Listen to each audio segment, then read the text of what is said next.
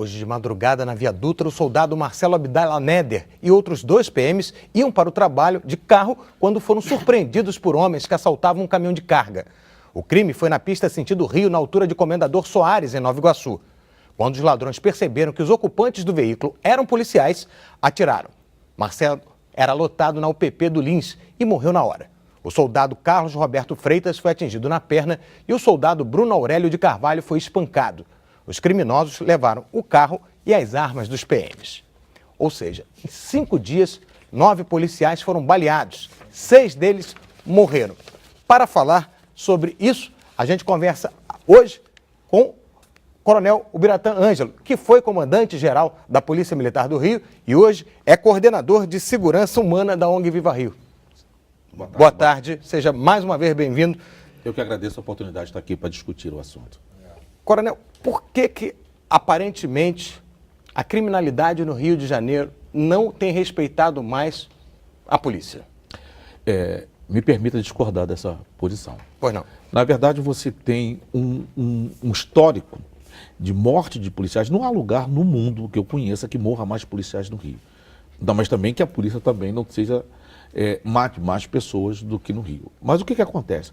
Quando a gente pega o histórico, sempre morre mais policiais de folga do que policiais de serviço. A vitimização do policial de folga ela é muito maior do que do serviço. Por exemplo, nós estamos com 6 policiais mortos.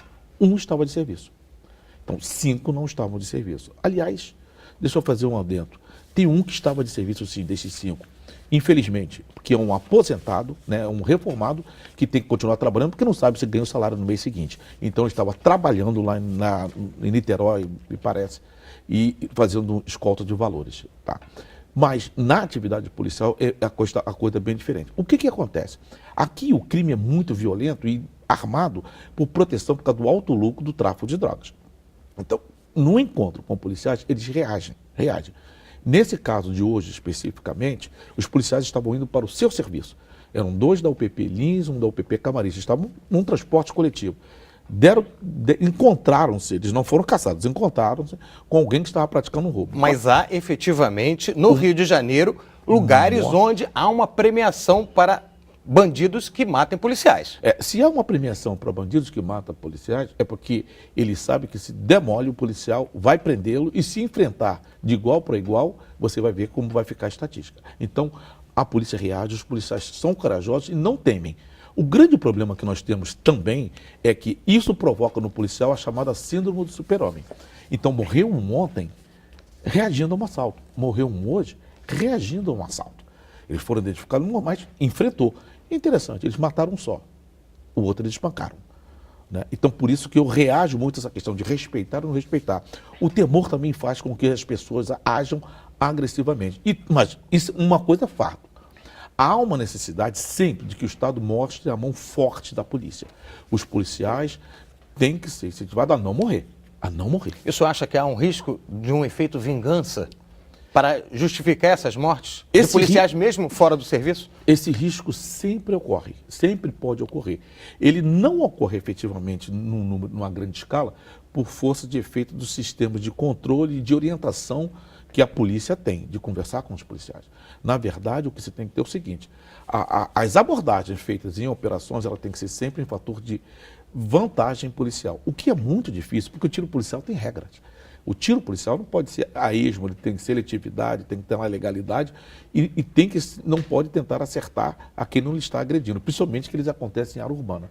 O nosso problema, às vezes, nas operações é que, por força de uma estratégia de segurança do Estado, a ausência de uma série de fatores, inclusive logístico para apoio à polícia, se combate droga e violência dentro da urbe e não antes da droga e das armas chegarem. No meio do caminho é muito mais fácil. Pois é, muita gente aponta as soluções como aumentar o investimento em educação e combater a criminalidade.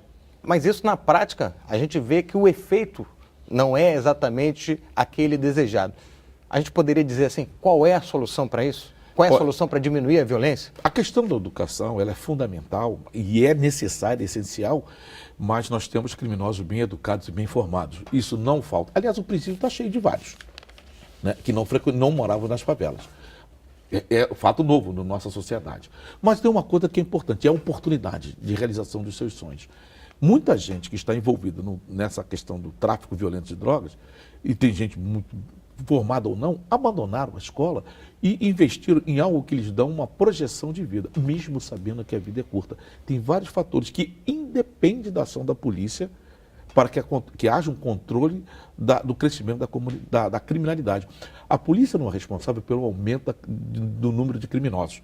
A polícia é responsável de estar ali evitando confronto. E quando tem, e aí é um problema, quando você pega o número de mortos no estado do Rio de Janeiro, na área metropolitana do Rio de Janeiro, que é imenso, você vê que é o seguinte, você tem o mesmo perfil.